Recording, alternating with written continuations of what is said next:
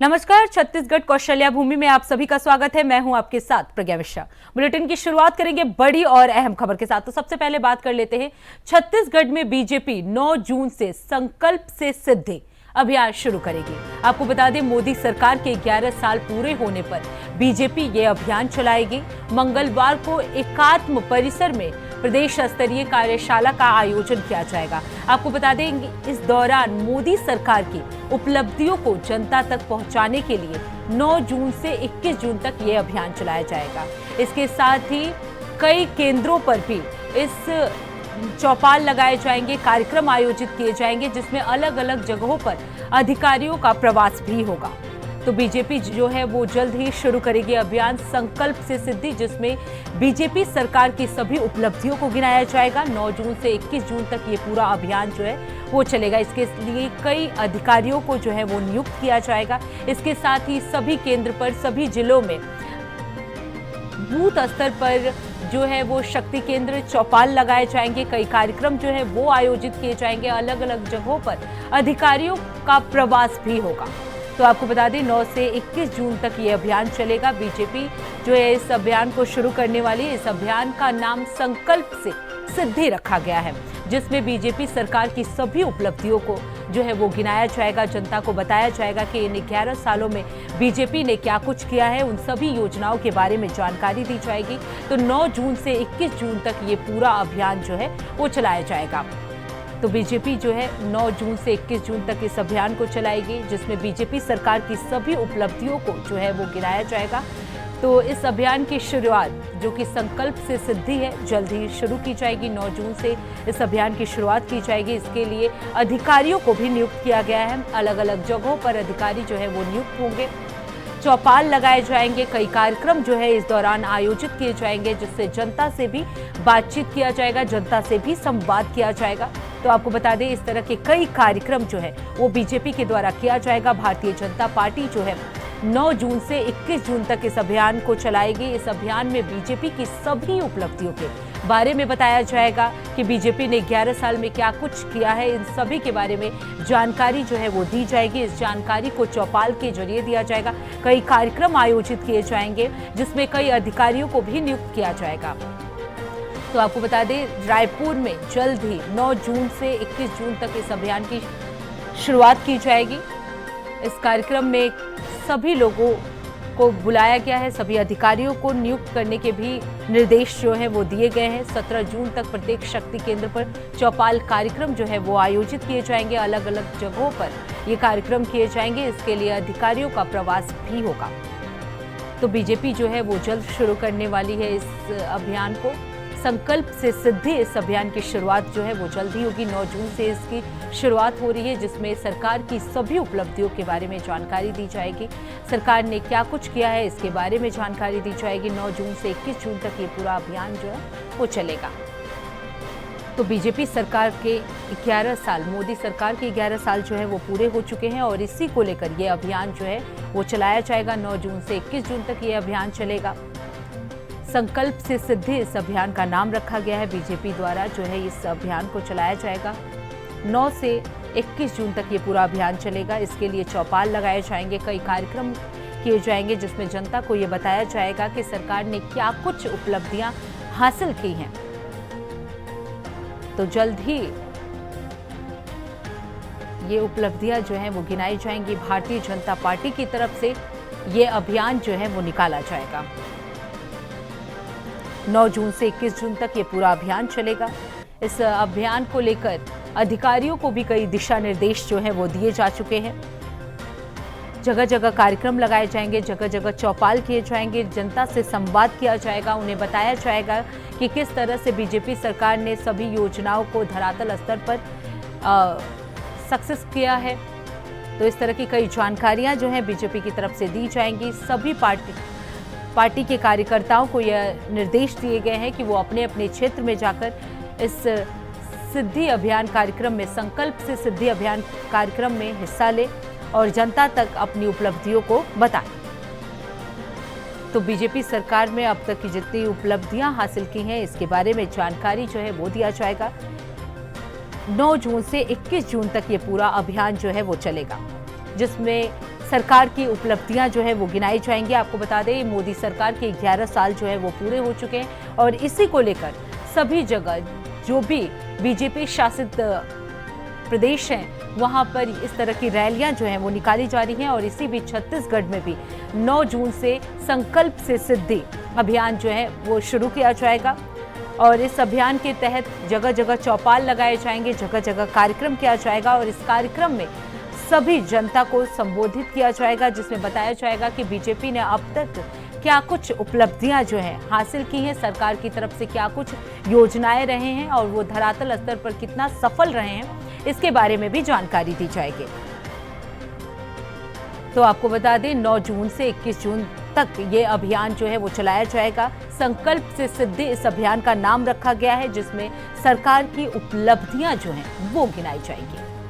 तो 9 जून से 21 जून तक ये अभियान चलने वाला है, जिसमें सभी क्षेत्र के मंत्री जो है वो मौजूद रहेंगे, अपने अपने क्षेत्र में अपनी अपनी जनता को वो संबोधित करते हुए नजर आएंगे, बताएंगे कि किस तरह से 11 साल में मोदी सरकार ने क्या कुछ उपलब्धियां जो है हासिल की हैं, जो योजनाएं हैं उन्हें कितना सफल बनाया जा सका है। इस तरह की कई मुद्दों पर इस दौरान चर्चा की जाएगी।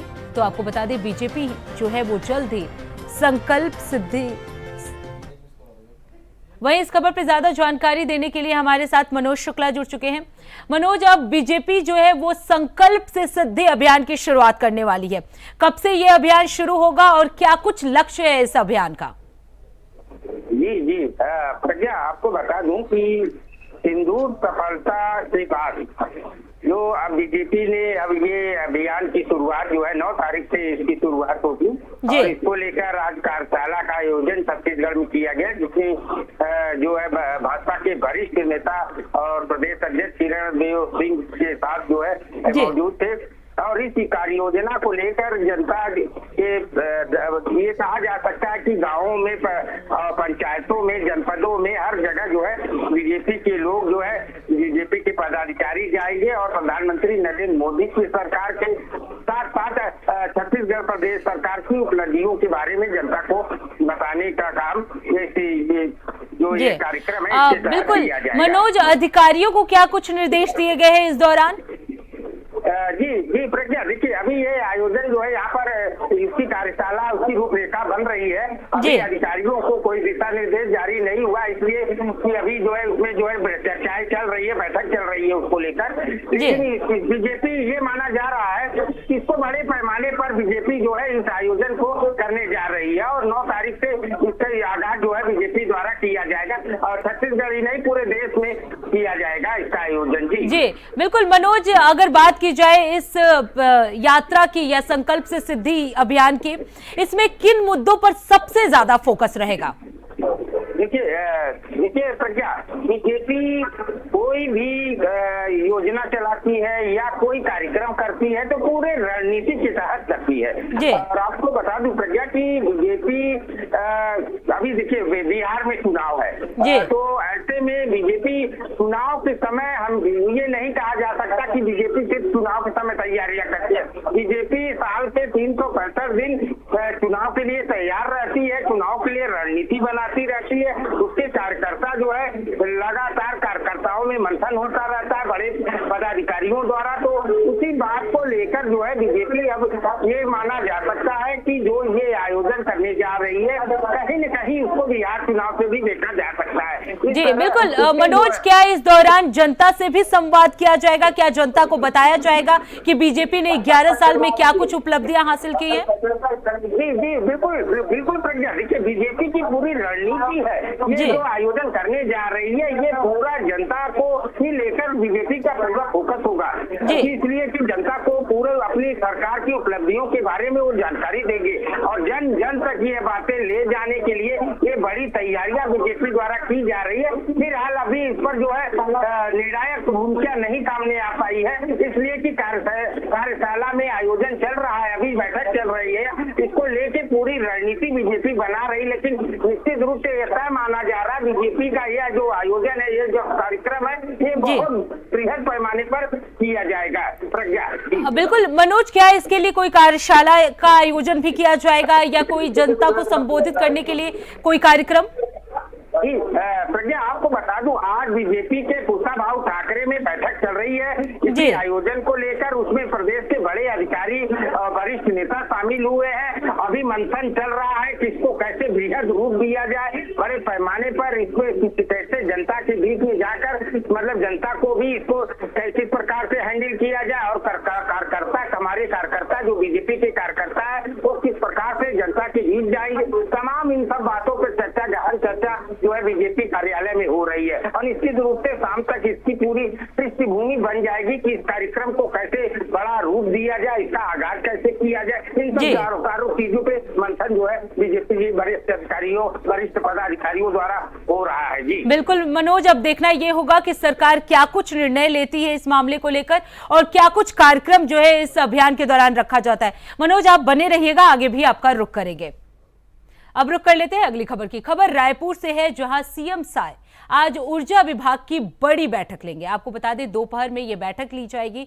दरअसल प्रदेश में लगातार बिजली कटौती को लेकर विपक्ष जो है सरकार पर निशाना साध रही है, जिसे देखते हुए माना जा रहा है कि सीएम साय आज ऊर्जा विभाग की बैठक में बड़े फैसले ले सकते हैं। तो आपको बता दें बिजली कटौती को लेकर यह बड़ी बैठक जो है आज ली जाएगी। ऊर्जा विभाग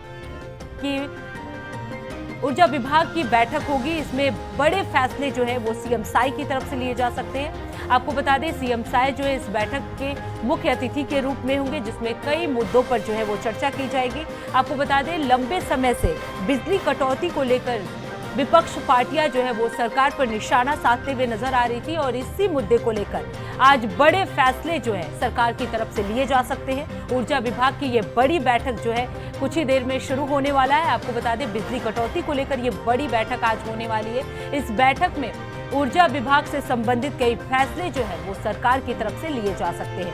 तो सीएम साय जो है ऊर्जा विभाग की बैठक में आज भाग लेंगे। अधिकारियों को कई दिशा निर्देश भी सीएम साय जो है इस वक्त दे सकते हैं, क्योंकि लंबे समय से विपक्ष पार्टियां जो है वो बिजली कटौती को लेकर सरकार पर निशाना साधते हुए नजर आ रही थी, और इसी मुद्दे को लेकर आज ऊर्जा विभाग की बड़ी बैठक सीएम साय जो है वो ले सकते हैं, जिसमें कई बड़े फैसले भी सरकार की तरफ से लिए जा सकते हैं। तो आपको बता दें बिजली कटौती को लेकर ये बैठक हो सकती है। इस बैठक में सीएम साय जो है वो मौजूद रहेंगे। इसके साथ ही उनके साथ कई पदाधिकारी भी जो है इस बैठक में शामिल होंगे। वहीं इस खबर पर ज्यादा जानकारी देने के लिए मनोज शुक्ला लगातार हमारे साथ बने हुए हैं। मनोज, आज सीएम साय जो है ऊर्जा विभाग की बैठक में भाग लेने वाले हैं, क्या कुछ बड़े फैसले इस दौरान लिए जा सकते हैं? जी प्रज्ञा, आपको बता दूं कि मुख्यमंत्री भूपेंद्र साय आज दोपहर करीब 2 बजे के लगभग जो है मंत्रालय में आज ऊर्जा विभाग की बड़ी बैठक लेने वाले हैं।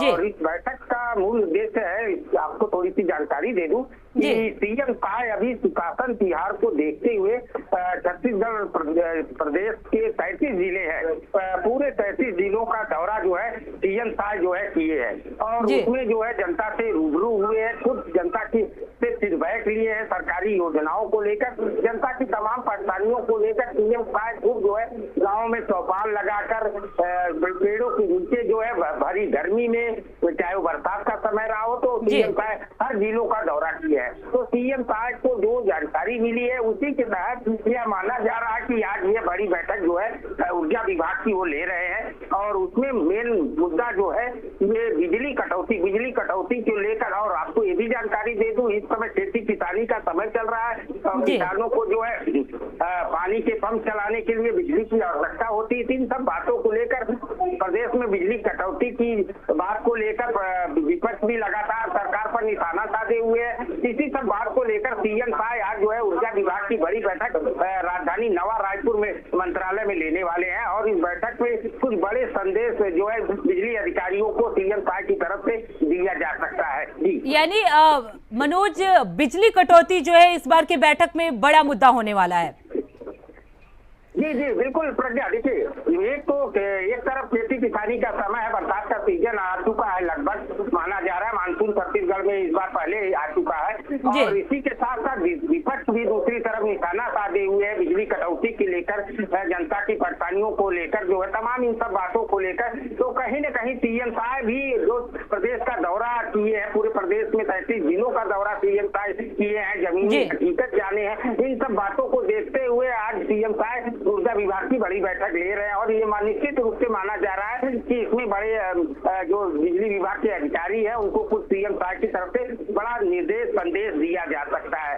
जी बिल्कुल बिल्कुल मनोज, अब देखना ये होगा कि सरकार जो है बिजली विभाग से संबंधित क्या कुछ बड़े फैसले जो है वो ले सकती है जो जनता के हित में हो। बहुत बहुत धन्यवाद मनोज इस खबर पर विस्तार से जानकारी देने के लिए।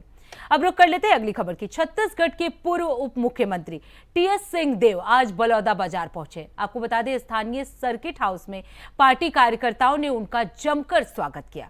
इस अवसर पर उनके साथ बालोद विधायक संगीता सिन्हा और बिलाईगढ़ कविता प्राण लहरे भी उपस्थित रहे। टीएस सिंहदेव ने प्रदेश भर में चल रही संविधान बचाओ रैली की तैयारियों को लेकर स्थानीय कांग्रेस कार्यकर्ताओं के साथ भी चर्चा की। उन्होंने बताया कि ये रैली प्रदेश के हर जिले में आयोजित की जा रही है, जिसका उद्देश्य संविधान की रक्षा और लोकतांत्रिक मूल्यों के प्रति जन जागरण करना है। आपको बता दें सिंहदेव ने प्रदेश सरकार पर निशाना साधते हुए कहा कि भारतीय जनता पार्टी वास्तव में सुशासन में विश्वास करती है, तो उन्हें सुशासन के केवल 1 महीने तक नहीं पूरे वर्ष भर मनाना चाहिए।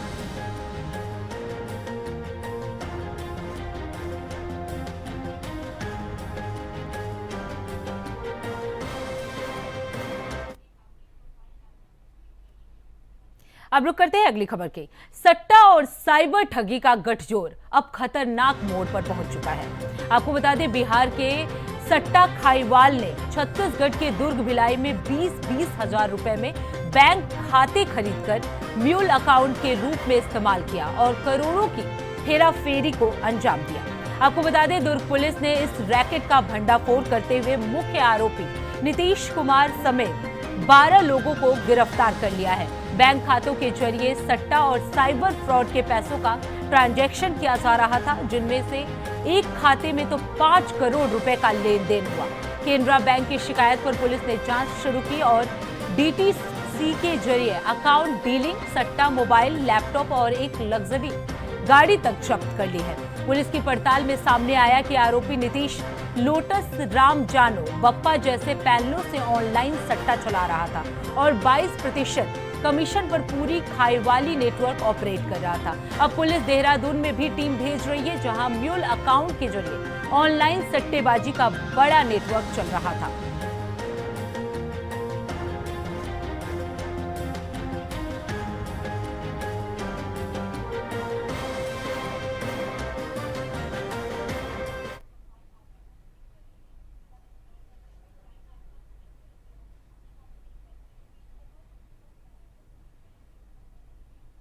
अब सीधे आपको ले चलते हैं देहरादून, जहां सीएम धामी लाइव आ रहे हैं। क्या कुछ कह रहे हैं, चलिए आपको सुनवाते हैं। परिणाम है कि पिछले 3 वर्षों में राज्य में लगभग 23,000 से अधिक युवाओं को सरकारी नौकरी प्राप्त करने में सफलता प्राप्त हुई है। प्यारे विद्यार्थियों, आज हमारे बीच में आदरणीय गडकरी जी उपस्थित हैं, इसलिए मैं बहुत अधिक कुछ नहीं कहूंगा, पर इतना आप लोगों से अवश्य कहूंगा कि आपने प्रोजेक्ट मैनेजमेंट स्किल्स सीखनी है तो आदरणीय गडकरी जी से अच्छा गुरु शायद दूसरा कोई नहीं हो सकता है। कभी कभी लोग अचरज में पड़ जाते हैं और सोचते हैं कि आदरणीय गडकरी जी जैसे कैसे इतनी कम लागत में, इतने कम समय में विशाल और महत्वाकांक्षी योजनाओं को पूर्ण कर लेते हैं। आपका ये टाइम मैनेजमेंट और वर्क मैनेजमेंट हम सभी के लिए प्रेरणा का अमूल्य स्रोत है। आपने आदरणीय मोदी जी के नेतृत्व में उत्तराखंड के छोटे छोटे गांवों में से लेकर सुदूरवर्ती पर्वतीय क्षेत्रों तक सड़कों का एक मजबूत जाल बिछाकर देवभूमि को देश दुनिया से जोड़कर अन्य प्रदेशों की भांति हमारे प्रदेश की जनता के दिल को भी जीत लिया है। भाइयों बहनों, मुझे जब भी शिक्षा जगत के महानुभावों और युवाओं के साथ संवाद करने का अवसर मिलता है तो मैं राज्य सरकार के सर्वश्रेष्ठ उत्तराखंड निर्माण के अपने विकल्प रहित संकल्प को दोहराता हूं, क्योंकि मेरा मानना है जिस संकल्प में कोई विकल्प नहीं होता है और जो निरंतर दोहराया जाता है वो अवश्य पूरा हो जाता है। और संकल्प में यदि विकल्प आ जाता है तो संकल्प हमारा टूट जाता है, रास्ते हमसे भटक जाते हैं, सपने हमसे दूर हो जाते हैं। इसलिए संकल्प में विकल्प का ना आना, यही संकल्प का पूरा होना है। और मुझे विश्वास है हमारे इस संकल्प को पूर्ण करने में आप सभी का सहयोग हमें इसी प्रकार से मिलता रहेगा। और आज मैं उसी सभागार में हूं जिसमें भाई साहब हमारा जब 28 नवंबर 2023 को विश्व आपदा सम्मेलन चल रहा था और उसकी यहाँ पर शुरुआत हो रही थी, उसका उद्घाटन हो रहा था और उसी दिन सिलकारा का टनल रेस्क्यू हमारा पूरा हुआ था। मैं यहीं पर भाषण ही कर रहा था, उसी समय वहाँ से सूचना आई थी कि वो रेस्क्यू जो है पूरा होने वाला है, ब्रेक थ्रू होने वाला है, आप वापस वहाँ आ जाइए। तो इसलिए ये बहुत ऐतिहासिक सभागार है। इस ऐतिहासिक सभागार पर आज डिग्री लेने वाले हमारे और आदरणीय गडकरी जी की उपस्थिति है। आप सबको उनका आशीर्वाद मिलेगा, अभी उनका उद्बोधन हम सबको प्राप्त होगा। मैं आप सबको इन्हीं शब्दों के साथ हार्दिक बधाई देते हुए विद्यार्थियों को उनके उज्जवल भविष्य की कामना करते हुए और आदरणीय नितिन गडकरी जी का देवभूमि उत्तराखंड आने पर एक बार फिर से आप सभी की ओर से, अपनी ओर से स्वागत करते हुए, अभिनंदन करते हुए अपनी वाणी को विराम देता हूं। बहुत बहुत धन्यवाद।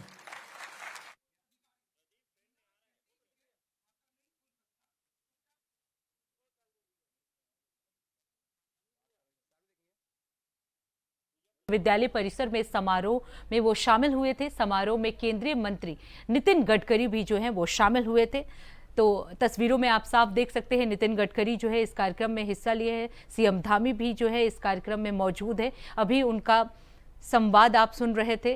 इस दौरान नितिन गडकरी को आप देख रहे हैं तस्वीरों में, वो साफ नजर आ रहे हैं। आपको बता दें निजी विश्वविद्यालय परिसर में ये समारोह किया जा रहा है। सपने देखना बहुत अच्छा होता है। सपने देखिए, लेकिन उसको पूरा करने का साहस भी दिखाइए। सपने देखना गुनाह नहीं है। हम राजनीति में हैं तो हम सपने दिखाते हैं, पर दिखाए हुए सपने जो पूरे करती है जनता उसके पीछे खड़ी रहती है,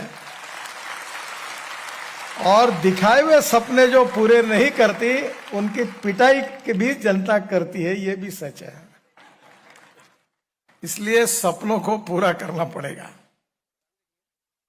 जीवन में असफलता होती है, सफलता असफलता होती है। कभी प्रकाश होता है, कभी अंधेरा होता है, कभी जीत होती है, कभी हार होती है, कभी सम्मान मिलता है, कभी अपमान होता है, कभी रिकॉग्निशन रिस्पेक्ट मिलता है, कभी निग्लेक्ट कर देते हैं लोग। तो it's a part and parcel of the life. मैं बहुत बार ये मानता हूं और समझता हूं कि life is a game of compromises, compulsions, limitations and contradictions. और इसलिए निराश मत होइए और असफलता से कभी डरिए मत। असफलता ये सीखने का पहला कदम है। मेरे लाइफ में एक छोटी सी घटना हुई। मैं स्टूडेंट लीडर था यूनिवर्सिटी में, और हमारी पार्टी ये सब चुनाव हारते ही थे, कोई चुनाव जीतते ही नहीं थे। तो मेरे एक मित्र थे, बहुत विद्वान थे, देश में सबसे ज्यादा डिग्रियां उनको मिली थी, पर वो कांग्रेस में थे, डॉक्टर श्रीकांत जिचकार करके। तो उन्होंने मुझे कहा कि Nitin, you are a good material but in the wrong party. तुमको कोई फ्यूचर नहीं है। तो मैंने उनको कहा कि फ्यूचर नहीं है तो नहीं है, पर मैं अपनी आइडियोलॉजी के साथ कॉम्प्रोमाइज नहीं करूंगा, मैं उसके साथ चलते रहूंगा। तब हमें कभी उम्मीद भी नहीं थी कि हम मंत्री बनेंगे, और कभी ऐसी हालत बहुत खराब थी। एक स्कूटर पर 2 लड़के बिठा के चलते थे, बहुत हालत खराब थी। एक चीज उस समय उन्होंने मुझे एक किताब दी थी। वो किताब थी अमेरिकन प्रेसिडेंट रिचर्ड निक्सन की। और वो किताब देते समय डॉक्टर श्रीकांत जिचकार ने, नितिन तुम इसको जरूर पढ़ो। वो किताब ये थी कि वाटरगेट का एक कांड हुआ था अमेरिका में, और उसके बाद रिचर्ड निक्सन जो अमेरिका के राष्ट्रपति थे उनको रिजाइन करना पड़ा। और बाद में ऐसी स्थिति है कि वॉशिंगटन में उन्होंने कहीं बंगला लिया, तो वहां के लोगों ने कहा नहीं, हम अपने एरिया में आपको रहने नहीं देंगे। लोग बड़े अवेयरनेस बहुत था, उनको लगा ये दोषी है, नहीं रहेंगे, और काफी निराशा में थे।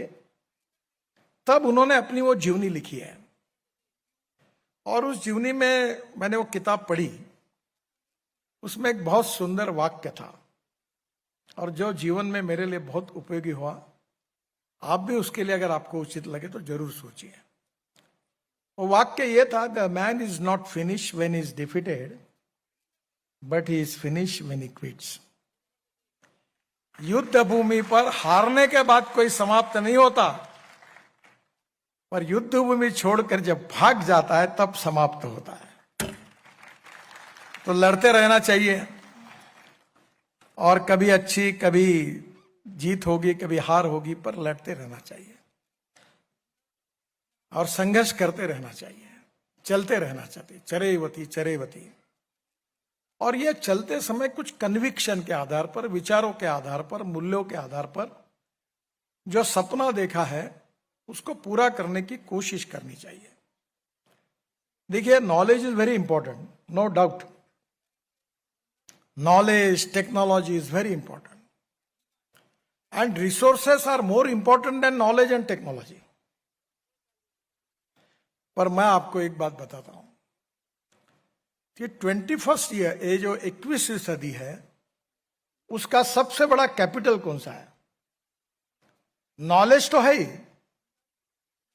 रिसोर्सेस तो है ही, टेक्नोलॉजी तो है ही, पर इससे ज्यादा अगर बड़ा कोई नॉलेज का कोई बड़ा कैपिटल होगा तो क्रेडिबिलिटी, गुडविल, ऑनेस्टी, विश्वसनीयता is the biggest capital of 21st century. तो देहरादून से नितिन गडकरी को आप लाइव सुन रहे थे। फिलहाल छत्तीसगढ़ कौशल्या भूमि में इतना ही। देश दुनिया की तमाम बड़ी खबरों के लिए देखते रहिए इंडिया वॉइस। तब तक के लिए नमस्कार।